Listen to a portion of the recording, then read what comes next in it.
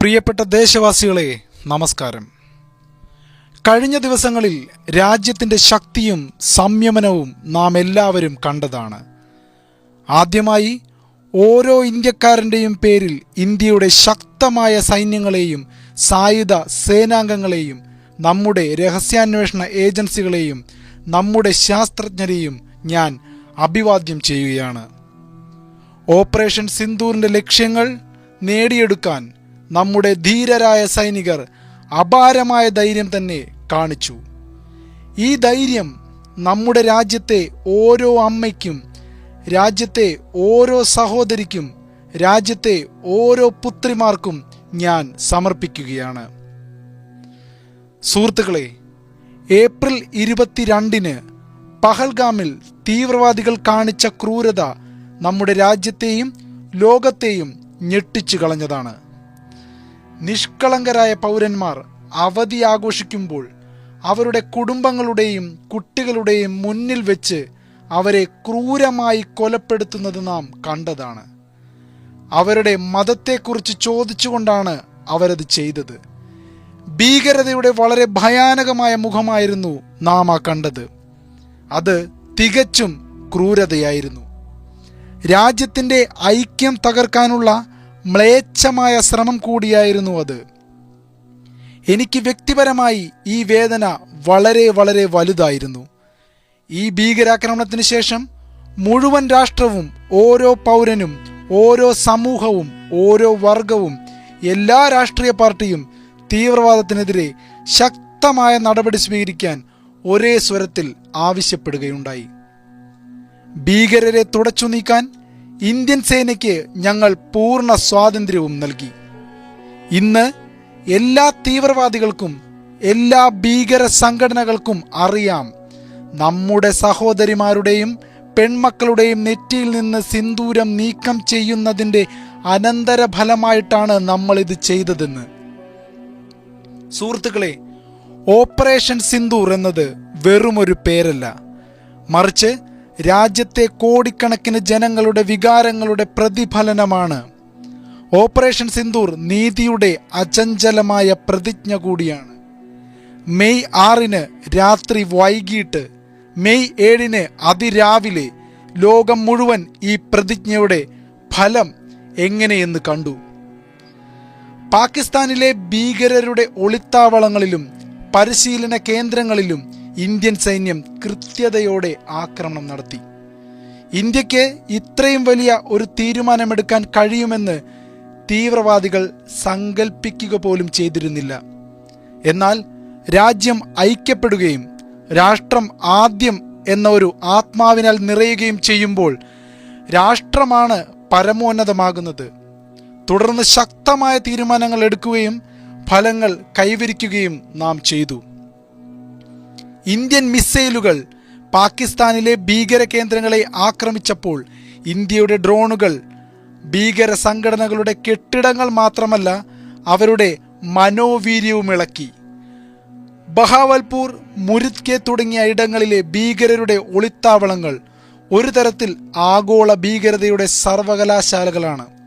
ലോകത്ത് എവിടെയെങ്കിലും നടന്നിട്ടുള്ള ഏതൊരു വലിയ ഭീകരാക്രമണവും ഇന്ത്യയിൽ തന്നെ നടന്ന കഴിഞ്ഞ പതിറ്റാണ്ടുകളിലെ പ്രധാനപ്പെട്ട ഭീകരാക്രമണങ്ങളുടെ പരമ്പരകൾ ഏതെങ്കിലും തരത്തിൽ ഈ ഭീകര കേന്ദ്രങ്ങളുമായി ബന്ധപ്പെട്ടിരിക്കാം.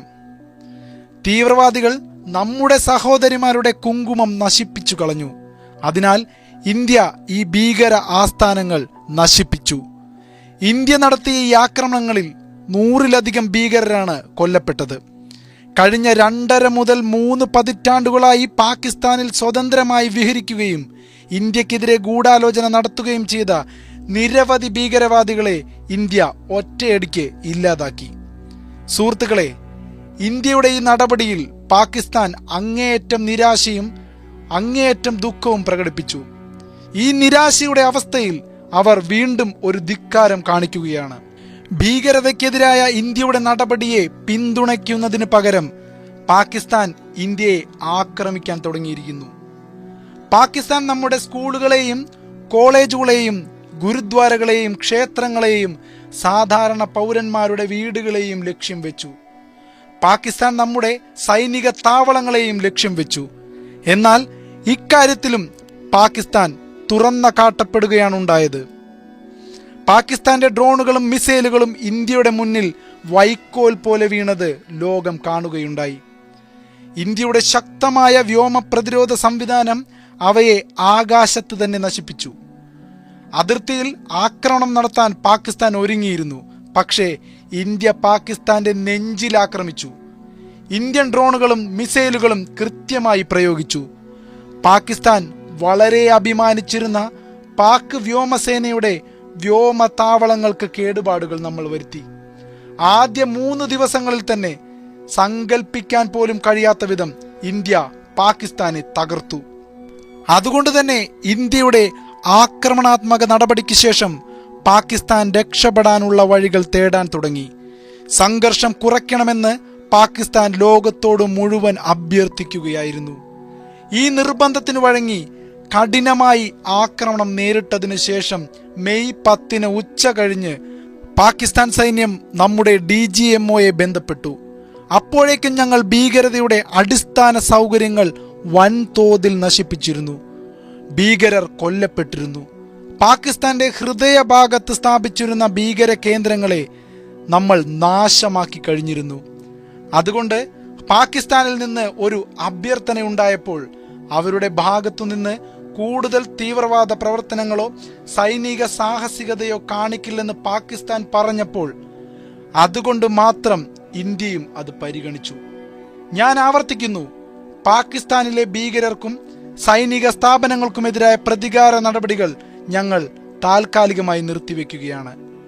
ഇനി വരും ദിവസങ്ങളിൽ പാകിസ്ഥാൻ സ്വീകരിക്കുന്ന മനോഭാവത്തിന്റെ അടിസ്ഥാനത്തിൽ മാത്രം അതിന്റെ ഓരോ ചുവടും ഞങ്ങൾ അളക്കും. സുഹൃത്തുക്കളെ, ഇന്ത്യയുടെ 3 സേനകളും, അതായത് നമ്മുടെ വ്യോമസേന, നമ്മുടെ കരസേന, നമ്മുടെ നാവികസേന, നമ്മുടെ അതിർത്തി സുരക്ഷാ സേന, ഇന്ത്യയുടെ അർദ്ധ സൈനിക സേനയായ BSF നിരന്തരം ജാഗ്രതയിലാണ്. സർജിക്കൽ സ്ട്രൈക്കിനും വ്യോമാക്രമണത്തിനും ശേഷം ഇനി ഓപ്പറേഷൻ സിന്ദൂറാണ് ഭീകരതയ്ക്കെതിരായ ഇന്ത്യയുടെ നയം. ഭീകരതയ്ക്കെതിരായ പോരാട്ടത്തിൽ ഓപ്പറേഷൻ സിന്ദൂർ ഒരു പുതിയ പാതയാണ് വിരിച്ചിരിക്കുന്നത്. ഒരു പുതിയ മാനദണ്ഡം, ഒരു പുതിയ സാധാരണത്വം സ്ഥാപിച്ചു കഴിഞ്ഞിരിക്കുന്നു. ഇനിയും ഇന്ത്യയിൽ ഒരു ഭീകരാക്രമണം ഉണ്ടായാൽ ഉചിതമായ മറുപടി, ചുട്ട മറുപടി ഞങ്ങൾ നൽകും. നമ്മുടേതായ രീതിയിൽ നമ്മുടെ സ്വന്തം നിബന്ധനകൾ വെച്ച് പ്രതികരിക്കാൻ നമുക്കറിയാം. ഭീകരതയുടെ വേരുകൾ ഉയർന്നു വരുന്ന എല്ലാ സ്ഥലങ്ങളിലും കർശനമായ നടപടി സ്വീകരിക്കും. രണ്ടാമത്തേത്, ഇന്ത്യ ഒരു തരത്തിലുള്ള ആണവ ഭീഷണിയും വെച്ചു പൊറുപ്പിക്കില്ല എന്നുള്ളതാണ്. ആണവ ഭീഷണിയുടെ മറവിൽ തഴച്ചു വളരുന്ന തീവ്രവാദ ഒളിത്താവളങ്ങൾക്ക് നേരെ ഇന്ത്യ കൃത്യവും നിർണായകവുമായ ആക്രമണം നടത്തും. മൂന്നാമതായി, ഭീകരതയെ പിന്തുണയ്ക്കുന്ന സർക്കാരിനെയും ഭീകരതയുടെ ആധിപത്യം സ്ഥാപിക്കുന്നവരെയും വെവ്വേറെ സ്ഥാപനങ്ങളായി നമ്മൾ കാണില്ല. ഓപ്പറേഷൻ സിന്ദൂറിനിടെ കൊല്ലപ്പെട്ട ഭീകരർക്ക് വിട പറയാൻ പാകിസ്ഥാൻ സൈന്യത്തിലെ ഉന്നത ഉദ്യോഗസ്ഥർ ഒഴുകിയെത്തിയതിനെ തുടർന്ന് പാകിസ്ഥാന്റെ വൃത്തികെട്ട മുഖം ലോകം വീണ്ടും കാണുകയുണ്ടായി. ഇത് ഭരണകൂടം സ്പോൺസർ ചെയ്യുന്ന ഭീകരതയുടെ വലിയ തെളിവാണ്. ഇന്ത്യയെയും നമ്മുടെ പൗരന്മാരെയും ഏത് ഭീഷണിയിൽ നിന്ന് സംരക്ഷിക്കുന്നതിനുള്ള നിർണായക നടപടികൾ നമ്മൾ തുടർന്നും ഇനി സ്വീകരിക്കും. സുഹൃത്തുക്കളെ, യുദ്ധക്കളത്തിൽ നമ്മൾ എല്ലാ തവണയും പാകിസ്ഥാനെ പരാജയപ്പെടുത്തിയിട്ടുണ്ട്. ഇത്തവണ ഓപ്പറേഷൻ സിന്ദൂർ ഒരു പുതിയ മാനം ചേർത്തിരിക്കുന്നു. മരുഭൂമികളിലും പർവ്വതങ്ങളിലും നാം നമ്മുടെ പ്രാഗൽഭ്യം തെളിയിച്ചിട്ടുണ്ട്. കൂടാതെ നവയുഗ യുദ്ധങ്ങളിലും നമ്മുടെ മികവ് തെളിയിച്ചിട്ടുണ്ട്. ഈ ഒരു ഓപ്പറേഷനിൽ ഞങ്ങളുടെ ഇന്ത്യയിൽ നിർമ്മിച്ച ആയുധങ്ങളുടെ ആധികാരികത തെളിയിക്കപ്പെട്ടിരിക്കുകയാണ്. 21ാം നൂറ്റാണ്ടിലെ യുദ്ധങ്ങളിൽ ഇന്ത്യയിൽ നിർമ്മിച്ച പ്രതിരോധ ഉപകരണങ്ങൾ ആവശ്യമാണെന്ന് ഇന്ന് ലോകം കാണുകയാണ്. അതിനുള്ള സമയവും അതിക്രമിച്ചിരിക്കുന്നു. സുഹൃത്തുക്കളെ, എല്ലാത്തരം ഭീകരതയ്ക്കുമെതിരായ നമ്മുടെ ഐക്യമാണ് നമ്മുടെ ഏറ്റവും വലിയ ശക്തി. തീർച്ചയായും ഇത് യുദ്ധത്തിന്റെ കാലഘട്ടമല്ല, എന്നാൽ ഇത് ഭീകരവാദത്തിന്റെയും കാലഘട്ടമല്ല. ഭീകരതയ്ക്കെതിരെ ഒരു വിട്ടുവീഴ്ചയും കാണിക്കാതിരിക്കുക. ഇതുമാത്രമാണ് മെച്ചപ്പെട്ട ലോകത്തിന്റെ ഉറപ്പ്. സുഹൃത്തുക്കളെ, പാകിസ്ഥാൻ സൈന്യവും പാകിസ്ഥാൻ സർക്കാരും ഭീകരതയെ ഇപ്പോഴും പ്രോത്സാഹിപ്പിക്കുകയാണ്. ഒരു ദിവസം ഭീകരർ പാകിസ്ഥാനെ തന്നെ നശിപ്പിക്കുന്ന കാലം വിദൂരമല്ല. അതിൽ നിന്ന് പാകിസ്ഥാൻ അതിജീവിക്കണമെങ്കിൽ ഭീകര അടിസ്ഥാന സൗകര്യങ്ങൾ, ഭീകരർക്ക് വേണ്ടി കരുതുന്ന എല്ലാ സൗകര്യങ്ങളും നശിപ്പിക്കണം. അതല്ലാതെ സമാധാനത്തിന് മറ്റൊരു വഴിയുമില്ല. ഇന്ത്യയുടെ കാഴ്ചപ്പാട് വളരെ വ്യക്തമാണ്. ഭീകരതയും ചർച്ചയും ഒരുമിച്ച് പോകില്ല. ഭീകരതയും വ്യാപാരവും ഒരുമിച്ച് പോകില്ല. അതോടൊപ്പം തന്നെ വെള്ളവും രക്തവും ഒരുമിച്ചൊഴുകില്ല. ഇന്ന് ലോക സമൂഹത്തോട് ഞാൻ പറയാൻ ആഗ്രഹിക്കുന്നത്, പാകിസ്ഥാനുമായി ഒരു സംഭാഷണമുണ്ടെങ്കിൽ, ഒരു സന്ധി സംഭാഷണമുണ്ടെങ്കിൽ അത് ഭീകരവാദത്തെക്കുറിച്ച് മാത്രമായിരിക്കുമെന്നാണ്. ഇതാണ് ഞങ്ങളുടെ പ്രഖ്യാപിത നയം. പാകിസ്ഥാനുമായി ഒരു ചർച്ചയുണ്ടെങ്കിൽ അത് പാക് അധീന കാശ്മീരിനെ കുറിച്ചായിരിക്കും. പ്രിയപ്പെട്ട ദേശവാസികളെ, ഇന്ന് ബുദ്ധ പൂർണിമയാണ്. ബുദ്ധൻ നമുക്ക് സമാധാനത്തിന്റെ പാത കാണിച്ചു തന്ന ഒരാളാണ്. സമാധാനത്തിലേക്കുള്ള പാതയും അധികാരത്തിലൂടെയാണ്. ഓരോ ഇന്ത്യക്കാരനും സമാധാനത്തോടെ ജീവിക്കാനും വികസിത ഇന്ത്യ എന്ന സ്വപ്നം സാക്ഷാത്കരിക്കാനും കഴിയുന്നതിന് മനുഷ്യത്വം സമാധാനത്തിലേക്കും സമൃദ്ധിയിലേക്കും നീങ്ങേണ്ടതുണ്ട്. ഇതിനായി ഇന്ത്യ ശക്തമാകേണ്ടത് വളരെ വളരെ പ്രധാനമാണ്. കൂടാതെ ആവശ്യമുള്ളപ്പോൾ ഈ ശക്തി ഉപയോഗിക്കേണ്ടതും പ്രധാനമാണ്. കഴിഞ്ഞ കുറച്ച് ദിവസങ്ങളായി ഇന്ത്യ ചെയ്തതും ഇതുതന്നെയാണ്.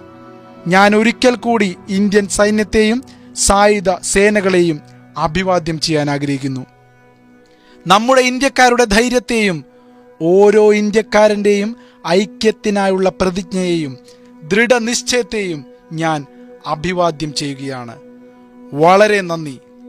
ഭാരത് മാതാ കി ജയ്. ഭാരത് മാതാ കി ജയ്. ഭാരത് മാതാ കി ജയ്.